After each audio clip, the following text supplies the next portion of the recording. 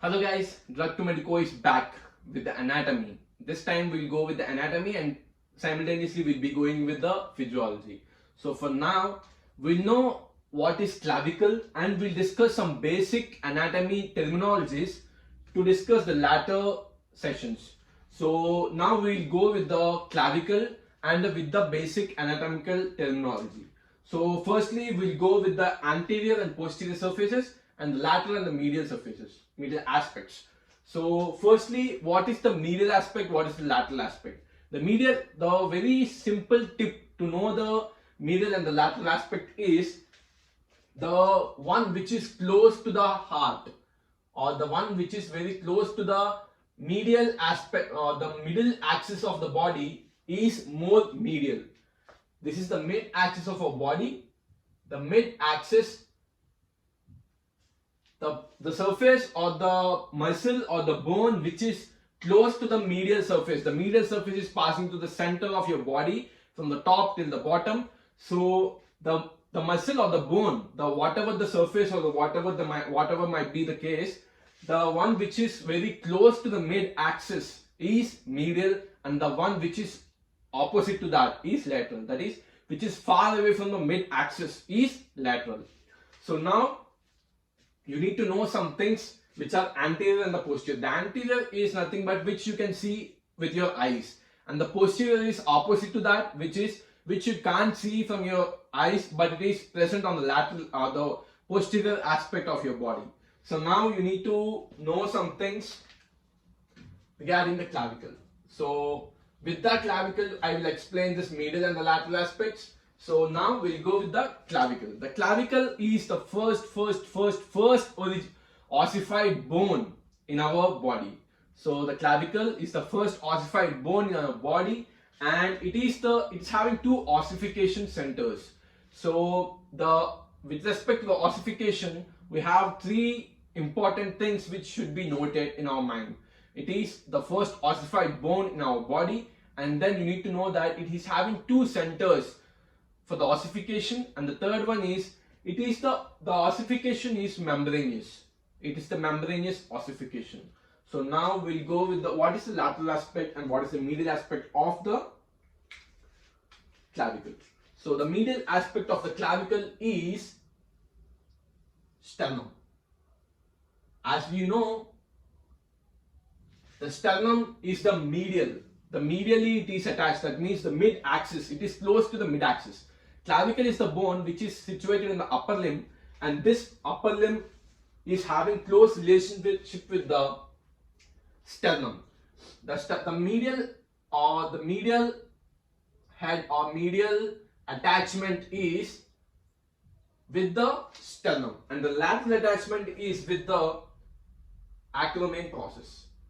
Acromion process of scapula. So now you need to know you know two things. It is medially attached with the sternum, and laterally it is attached with the acromion process. Now you need to know what is the anterior and the posterior surface. This is the anterior diagram of clavicle, and this is the posterior diagram of the clavicle. And why do we need anterior and the posterior surface? See, let's take an example. Here there is an origin of anteriorly, inferiorly, we have deltoid muscle. So this deltoid muscle is originating from anterior, inferior, lateral surface of clavicle. So now we need to know why we have anterior and the posterior surfaces. That is very simple. That, see, the bone is a three-dimensional object or three-dimensional thing which need to be examined in three-dimensional. So if this is clavicle, it is having the origin on the anterior surface, but it also present on the posterior surface. So you need to imagine and visualize that there is a patch of deltoid on the anterior and also on the posterior. So which you need to remember, and which you need to examine yourself, that the anterior and the posterior surface is also having a patch of deltoid muscle.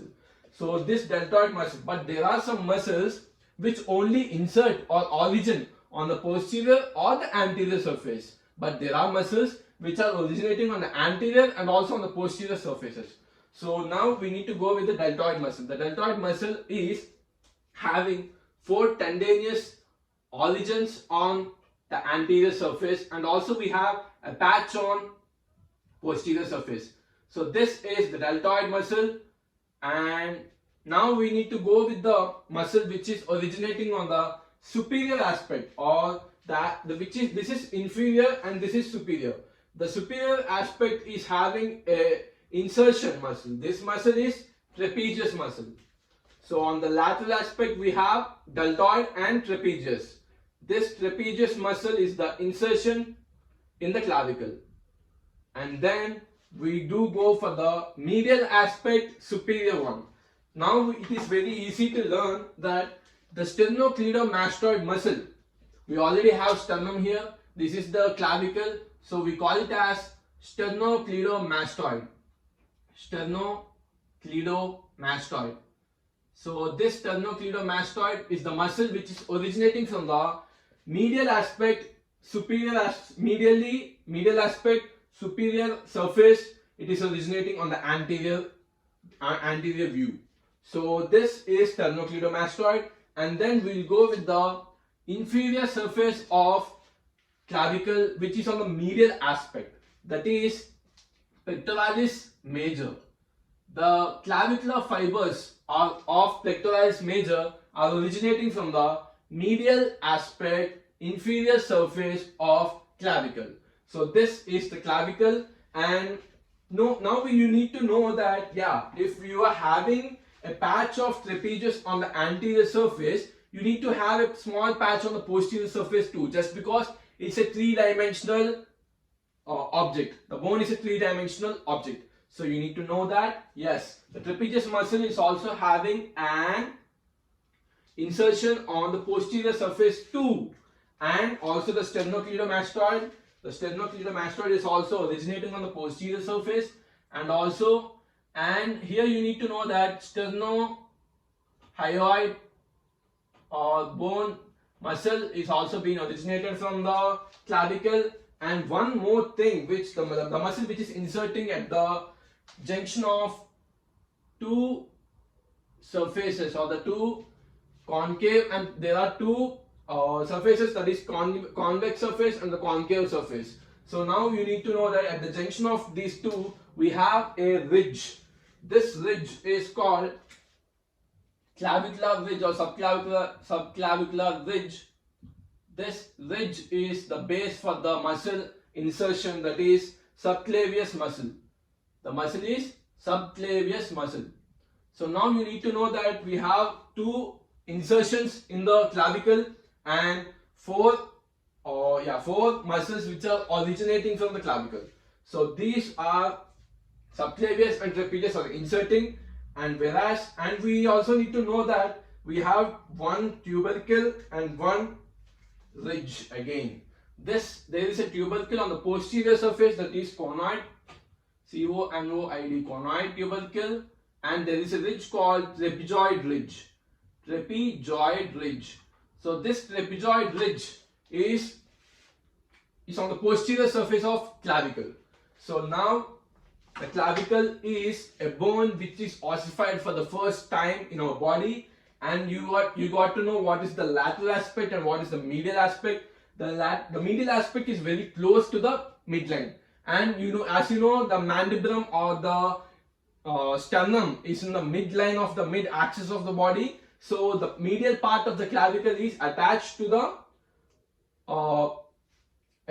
mid axis, that is the sternum. So if you go for the lateral aspect, it is attached to the acclimating process of scapula. As you know, the scapula is a bit lateral to the sternum, so you can decide easily that the sternum is medial and the clavicle is attached to lateral to the acclimating process, which is lateral.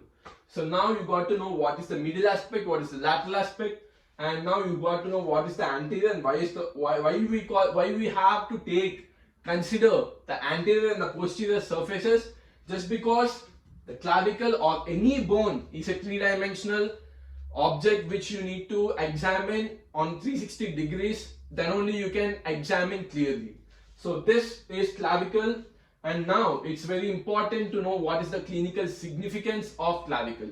Now I'll explain something which is very important for the clinical thing, that is the clavicle. So the clavicle is a bone which takes all the weight and all the pressure of any object which is being lifted by the upper limb. That is, I'll explain how.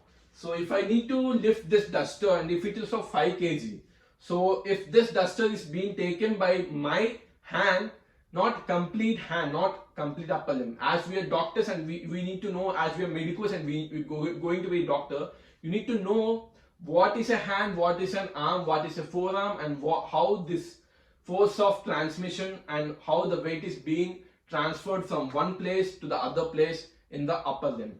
So I'll explain now very clearly, just listen. So this is a 5 kg duster. Just imagine, it's a hypothetical situation. Don't be worried, this is not 5 kg and I can't lift and I can't teach with this 5 kg duster. So now this 5 kg duster is being lifted by my hand. This part is called as hand, this part is called as hand till the wrist. We call it as hand. And if this duster is being lifted, the pressure or the weight from the duster will be transferred to my wrist joint. From this wrist joint, the pressure is being transferred to the radius by the joint.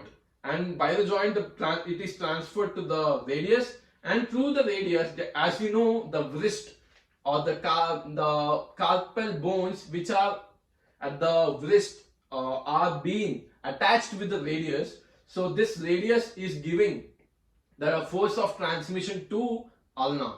This ulna is taking the force through interosseous membrane. So this interosseous membrane is taking the pressure or the force or the weight from the radius to the ulna, and then ulna gives the pressure to the olecranon process, that is the elbow joint. From the elbow joint, it gives the pressure or the force or the weight to the humerus. So from the humerus, it goes to the shoulder joint. From the shoulder joint, it gives the pressure in the clavicle. So this clavicle is being the final destination point of the whole pressure or the weight or the transmit force into our upper limb. So this is the main reason why you need to know the clavicle is a very important muscle in the force of transmission or taking the final destination of the force which is taken by the whole upper limb. So the clinical aspect of clavicle. The clinical aspect of clavicle is, let's go with the question. The question is, a patient did come and he did report that he did go for cycling and he did fall all of a sudden from the bicycle, and then he got hurt and he can't abduct the upper limb and he is having a severe pain. And now you need to diagnose the patient, and what would be the most common thing or most common fracture in the upper limb. So this is being solved by the clavicle, as I did say, is the only bone or the final termination point of the force transmission. So the clavicle would be the more vulnerable for the fracture. So this more vulnerable bone of the clavicle is the place where the fracture would be more common. And now let's discuss where would be the point the clavicle would be broken. So now let me just say you that as I discussed, that the clavicle is having two surfaces, like it has the concavity and convexity. So this junction of concavity and convexity is giving the point of fracture or the most common point of fracture. So this would be the clinical significance of the clavicle. That is, the clavicle is a bone where it is taking all the pressure or the force or the weight to the final point in the upper limb. So we need to know here that the point where there is a junction of the convexity and concavity is being attached or joined, this junction is the main point of fracture.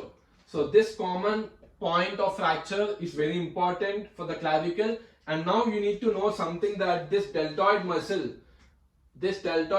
would be pulling the lateral aspect. This is the lateral aspect. As I discussed, the lateral aspect is attached to the acromion, and the trapezius muscle alone can't lift the upper limb, whole upper limb.